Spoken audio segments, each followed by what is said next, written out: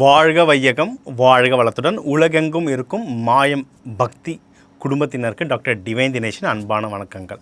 முதல்ல எல்லாருக்குமே தமிழ் புத்தாண்டு வாழ்த்துக்கள். 2026 இதுதான் ஆக்சுவல் நியூ இயர். நம்மளுடைய பழைய சிவிலைசேஷன் நீங்கள் எங்கே பார்த்தீங்கன்னாலும் நம்ம வந்து ஜனவரி 1 கொண்டாட மாட்டோம். இந்த மாதிரி அவங்கவுங்க நாட்டுக்கு ஊருக்கு கல்ச்சருக்கு ஏற்ற மாதிரி ஒரு நியூ இயர் இருக்கும். இதுதான் நம்மளுடைய ஆக்சுவல் நியூ இயர். ஸோ எல்லாருக்கும் புத்தாண்டு வாழ்த்துக்கள். உங்கள் ராசிக்கு பொறுத்தவரை ஒரு சின்ன தெளிவு ஒன்று கொடுத்துட்றேன். என்னென்னா, நம்ம வந்து பஞ்சாங்கம் படிப்போம், ஒவ்வொரு புத்தாண்டுக்கும் பஞ்சாங்கம். அதில் மெயினாக யாருன்னு பார்த்தீங்கன்னா ராஜானா குரு. இந்த வருஷத்துக்கு இது வந்து பராபவ வருஷம்னு சொல்லுவோம். இதில் வந்து ராஜா குரு, மந்திரி செவ்வாய், சேனாதிபதி சந்திரன். இது வந்து ஆற்காடு பஞ்சாங்கம் முறைப்படி, சரிங்களா? இதனால் இதில் நம்ம கவர்மெண்ட் ரூல்ஸ் அண்ட் ரெகுலேஷன்ஸில் நிறைய சேஞ்சஸ் வரப்போகுது. நம்மளுடைய உணவு தட்டுப்பாடுகள், பண பரிவர்த்தனை, போர்கள், இது சம்மந்தமாக நிறைய விஷயம் நடக்க போகுது. உலக லெவலில் நிறைய விஷயம் நடக்க போகுது. அதையும் சொல்ல போகிறேன் கொஞ்சம். மெயின் என்ன, உலகம் என்ன நடந்தால் என்ன, முதல்ல நம்ம வாழ்க்கை எப்படி போக போகுது. ஸோ அந்தந்த ராசிக்காரங்க உங்கள் ராசிக்கு என்னென்ன மெயினான விஷயங்கள், எதெல்லாம் முக்கியமான தகவல்கள், படிப்பு, வேலை, கல்யாணம், இந்த மாதிரி முக்கியமான விஷயங்கள்லாம் என்னென்ன, அதில் எதுலலாம் நம்ம கொஞ்சம் உஷாராக இருக்கணும், எதுலலாம் ஒன்றும் வீரியமாக இறங்கி செயல்படணும், இதுக்கு எந்தெந்த கடவுள் வழிபாடுகள் நல்லது, என்னென்ன பரிகாரங்கள், அதுவும் ஒரு ஜென்ரலாக உங்கள் எல்லாத்துக்குமே இதில் சொல்கிறேன். இதை கடைபிடிச்சிட்டு வர இந்த தமிழ் புத்தாண்டு உங்களுக்கு ஒரு சிறப்பான புத்தாண்டாக அமையும். மேஷ ராசி மேஷ லக்னக்காரங்க நம்மளுக்கு எப்படி இருக்குது? சூப்பராக இருக்குங்க. நம்மள வந்து சொல்லுவாங்க சனி பயிற்சி ஆரம்பிச்சிருச்சு, கஷ்டம் அது இதுன்னு. கஷ்டம்னா எல்லாருக்கும் கஷ்டம். ஆனால் நமக்கு வந்து சில விஷயங்கள் நல்ல வேலை செய்யணும் இருக்குது. அதில் கான்சன்ட்ரேட் பண்ணி நீங்கள் முன்னேற ஆரம்பிச்சிங்கன்னா நம்மளை பிடிக்க ஆள் கிடையாது. இதுலலாம் இருக்குது அப்படின்னா, ஃபஸ்ட்டு பெரிய விஷயம் என்னென்னா, நீங்கள் எதை ட்ரை பண்ணாலும் நடக்கும், சரிங்களா? முயற்சி ஸ்தானம்ன்றது ரொம்ப ஸ்ட்ராங்காக இருக்குது. ஸோ நீங்கள் வேலையோ, திருமணமோ, பிஸ்னஸோ, எந்த ஒரு விஷயம் நீங்கள் ட்ரை பண்ணாலும் அது சக்ஸஸ் ஆகிறதுக்கு நிறைய வாய்ப்புகள் இருக்குது. இது ஒன்று. குறிப்பிட்டு எது சார் ஒன்று எனக்கு ஷார்ப்பாக சொல்லுங்கள் சார் அப்படின்னிங்கன்னா, இன்வெஸ்ட்மெண்ட். எனக்கு தெரிஞ்சு மேஷ ராசியில் நிறைய பேர் இடம் வாங்கிட்டு இருக்காங்க இப்போ, சரிங்களா? 7.5 சனி தான் ஒரு பக்கம் போட்டோம், ஆனால் நிறைய பேர் வீடு வாங்கிட்டு இருக்காங்க. ஸோ அதை ட்ரை பண்ணலாம். யாருக்காவது வண்டி, வாகனம், நகை வாங்கணும். இப்போ நிறைய இடத்துல தங்கம் விலை, வெள்ளி விலைலாம் ரொம்ப ஜாஸ்தியாக ஏறிட்டு போகுது. யாராவது நகை வாங்கணுன்னாலும் இப்போ வந்து ரொம்ப சூப்பரான டைம்.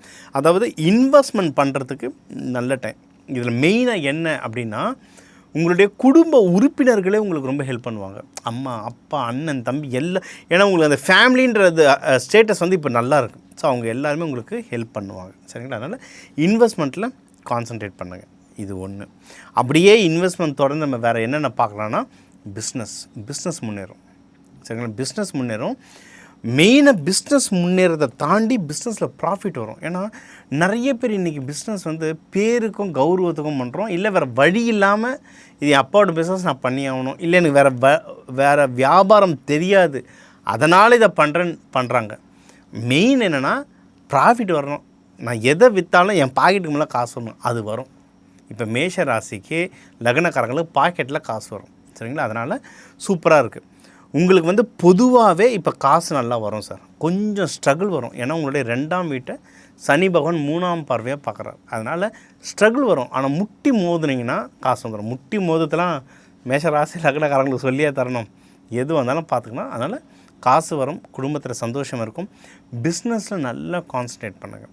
இது ஒன்று. இது அப்படியே வேலைக்கு வந்துட்டிங்கன்னா, வேலைக்கு போகிறவங்க சர்வீஸ் செக்டரில் இருக்கவங்களுக்கு சின்ன பிரச்சனை நடக்கும், சரிங்களா? நான் நல்லதும் சொல்கிறேன், கெட்டதும் சொல்கிறேன். நம்ம சில விஷயங்கள் வந்து கொஞ்சம் இடிக்குதுன்னும் போது அதுக்கான பரிகாரங்களும் சொல்கிறேன். அதனால் கரெக்டாக கவனிச்சுட்டு வாங்க. வேலை சில இடத்துல சின்ன பிரச்சனைகள் வரும். சும்மா என்னென்னா, மேஷராசியை சும்மாவே வம்பு எடுப்பாங்க, இல்லை நம்மளே போய் வம்பில் மாட்டுவோம். இப்போ இருக்கிற டைம் வந்து அமைதியாக இருக்கிற டைம். போயிட்டு எந்த வம்புலையும் மாட்டிக்காதீங்க. நம்மளுடைய வேலை அடுத்து 7.5 வருஷத்துக்கு உங்களுக்கு வேலையை தக்க வச்சுக்கிறது தான் ரொம்ப முக்கியம். அதே இந்த தமிழ் புத்தாண்டுலாம் நீங்கள் வந்து இப்போ போடுற விதை தான் அடுத்து உங்களுக்கு 6-7 வருஷத்துக்கு உங்களுக்கு சப்போர்ட் பண்ணும். அதனால் எந்த வம்பு தும்பு உள்ளேயும் போயிடாதீங்க, ஓகேங்களா? இது ஒன்று. முக்கியமாக அரசாங்க உத்தியோகத்தில் இருக்கவங்களாம் கவனமாக இருங்க. நிறைய பாலிசி சேஞ்சஸ் வரலாம். எதுன்னா அது ரொம்ப டீப்பாக போகும். ஜென்ரலாக கவர்மெண்ட் பாலிசி சேஞ்சஸ் நிறைய வர வாய்ப்புகள் இருக்குது. இது ஒன்று. அடுத்து வேறு எதில் கவனமாக இருக்கணும் சார் அப்படின்னா, உடல்நிலை, ஹெல்த்தில் ரொம்ப கவனமாக இருங்க. ஏன்னா பருவநிலை வந்து ரொம்ப ஜாஸ்தியாக மாறுங்க. அதுவும் இதில் நான் பஞ்சாங்க முறைப்படி சொல்கிறேன், சரிங்களா. மழை ரொம்ப அதிகமாக இருக்கும். அதுவும் எப்படின்னா நார்த் இந்தியா, இந்த ஒரிசா, பீகார் சைட்லாம் பேய் மழை வரப்போகுது. அது ஒன்று. நம்ம தமிழ்நாடு சைடும் கொஞ்சம் அதிகமாகவே மழை வரும். நிறைய தண்ணியை நம்ம வந்து தேக்க முடியாமல் கடலில் போய் கலக்கிற மாதிரி அமையும், சூழ்நிலைகள் அமையும். அப்போ பார்த்துக்கோங்க எந்த மாதிரி மழை வரப்போகுது. அதுவும் இந்த விழுப்புரம், சென்னை சைட்லாம் கடலோரம் பகுதிகள்லாம் வெளுத்து வாங்கும் மழை. அப்போது விவசாயத்துலலாம் நீங்கள் இருக்கிறீங்கன்னா அதுக்கேற்ற மாதிரி பயிர்கள் போட்டு வியாபாரம் பண்ணுறது சூப்பர். ஏன்னா இது எல்லாமே ஒன்றோட ஒன்று நீங்கள் இது பண்ணிக்கணும், கனெக்ட் பண்ணிக்கணும். மற்றவங்க என்னென்னா உடல்நிலையை பார்த்துக்கோங்க. ஏன்னா நம்ம இந்த மிட் நைட் பிரியாணியில் மெயினாக வந்ததே சில ராசிகள் இருக்குது, ஒரு 3-4 ராசி சாப்பாட்டு பிரியர்கள். அதில் ஒன்று மேஷராசி. இந்த நடுராத்திரியில் போய் தான் பிரியாணி சாப்பிடுவாங்க. இந்த மாதிரி சாப்பிடாமல் உடம்ப கொஞ்சம் கரெக்டாக பார்த்துக்கிட்டிங்கன்னா எல்லா சீசன்லேயும் நீங்கள் உடம்பும் மனசும் தப்பிச்சுக்கும். இது ஒன்று. அடுத்து உங்களுக்கு வந்து ஹெல்ப்பு ஜாஸ்தியாக வருங்க. முக்கியமாக எது மூலம்னா ஃபஸ்ட்டு கல்யாணம் நடக்கிறதுக்கு நிறைய வாய்ப்புகள் இருக்குது. ஒன்று என்னென்னா அந்த கல்யாணம் நடத்தி வைக்கிறதுக்கு சொந்தக்காரங்க, குடும்பத்தினர் ஹெல்ப் பண்ணுவாங்க. அது பணமாகவோ உடல் உழைப்பாவோ ஏதோ ஒரு விதத்தில் உங்களுக்கு வந்து அது ஹெல்ப் பண்ணிக்கிட்டே இருப்பாங்க. இது ஒன்று. அடுத்து யாருன்னா மகப்பேறு ட்ரை பண்ணுறீங்க அப்படின்னாலும் அவங்களுக்கும் டைம் நல்லாயிருக்கு. யாருன்னா லவ்வை கல்யாணமாக மாற்றுறீங்கனாலும் அதுக்கும் டைம் வந்து ரொம்ப ரொம்ப சூப்பராக இருக்குது, சரிங்களா. ஸோ இது கல்யாணம். இப்போ நம்ம இந்த கல்யாணம், பிஸ்னஸ் முன்னேறதுக்கு எல்லா விஷயத்துக்கும் நான் ஒரு தெய்வத்தை, எனக்கு ஒரு தெய்வம் சொல்லுங்கள் சார், அந்த கோயிலுக்கு போயிட்டேன்னா எனக்கு கொஞ்சம் நிம்மதியாக இருக்கணும் அப்படின்னா முருகர் தான். ஏன்னா மேஷ ராசிக்கான அதிபதியே முருகர் தான். செவ்வாய் வேறு யாரெல்லாம் முருகர் தான். வள்ளி தேவானையோடு சேர்த்து வணங்குங்க. அது பின்னாடி நிறைய லாஜிக் இருக்குது. நான் ஒரு நாள் இந்த நம்ம சேனல்லே இன்டர்வியூ தரேன், ஏன் முருகரை வள்ளி தேவானையோடு வணங்கணுன்ட்டு ஒரு விஷயம் நான் உங்களுக்கு சொல்கிறேன். இவர் யோக நரசிம்மர், துர்க்கையம்மன் இவங்களெல்லாம் வழிபட அது செவ்வாய் ஹோரைகளில் வழிபட இந்த தமிழ் புத்தாண்டு உங்களுக்கு ஒரு சிறப்பான புத்தாண்டாக அமையும். இப்போ இந்த தமிழ் புத்தாண்டு ஏப்ரல் 14 தமிழ் புத்தாண்டு பராபவ வருஷத்துக்கு எப்படி இருக்குன்றதை நம்ம சொல்லியிருக்கோங்க, சரிங்களா.